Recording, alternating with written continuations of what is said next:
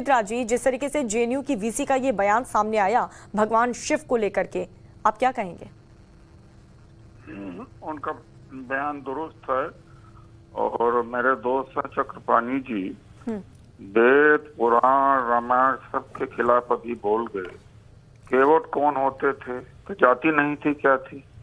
राम क्षत्रिय थे, ये जाति नहीं तो क्या है? शूद्र गंवार ढोल पसनारी ये सब ताड़न के अधिकारी, जाति नहीं है तो क्या है? शिव का जो बदन का कलर है, तौर तरीका है, वो द्रविडियन जो पहले के आज मूल निवासी हैं उस तौर तरीके में है। तो वो तो दलित समाज से आते हैं और ये खुद ही योगी जी ने कहा था। ये आप नई बात कह रहे हैं उदित राज जी, अभी तक तो इस तरह का कोई स्टेटमेंट सामने नहीं आया, लेकिन आप जेएनयू वीसी के स्टेटमेंट को सपोर्ट कर रहे हैं। सर, आप जेएनयू वीसी के स्टेटमेंट को सपोर्ट कर रहे हैं कि हाँ वो शेड्यूल कास्ट और शेड्यूल ट्राइब से बिलोंग करते हैं। जेएनयू वीसी के स्टेटमेंट को सपोर्ट कर रहा हूँ।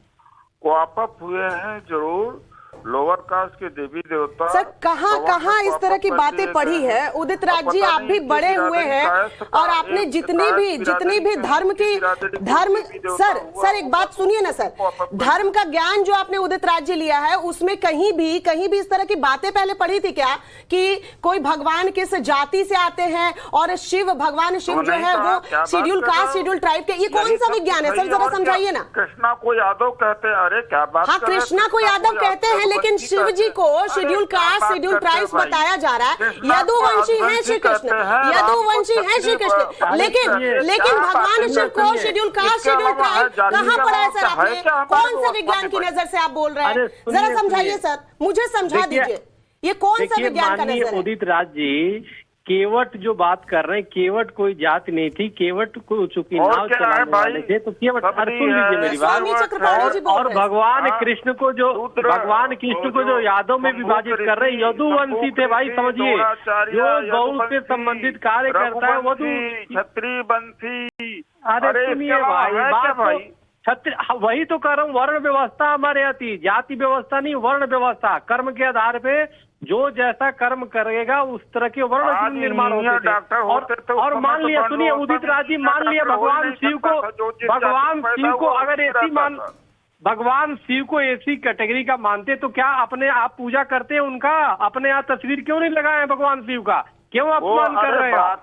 बात यहाँ पर एकेडमिक्स की है, सवाल नहीं। आप पूजा करते कि नहीं? बड़ी देखिए, आपका मैं सम्मान करता हूँ, आप बताइए, आप चलिए हमारे यहाँ ये भगवान शिव का पूजा करिए। ये फैक्चुअल पोजीशन है, आर्थोपोलॉजिकल पोजीशन है, आर्कियोलॉजिकल पोजीशन है।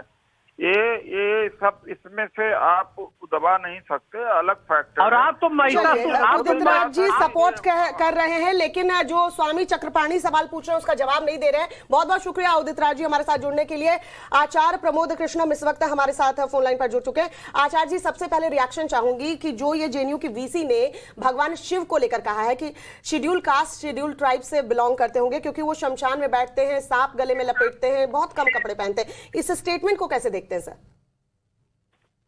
देखिए, तो आपकी आवाज मुझे थोड़ा कम आ रही है, तो इसको थोड़ा बढ़वा दीजिएगा। जी, मैं कोशिश करती हूँ। दूसरी बात यह है कि ये जो इस तरह के बयानबाजी कर रहे हैं, ना तो ये वेद को जानते हैं, ना भारत की संस्कृति से वाकिफ है, ना धर्म को जानते हैं, ना महादेव और शिव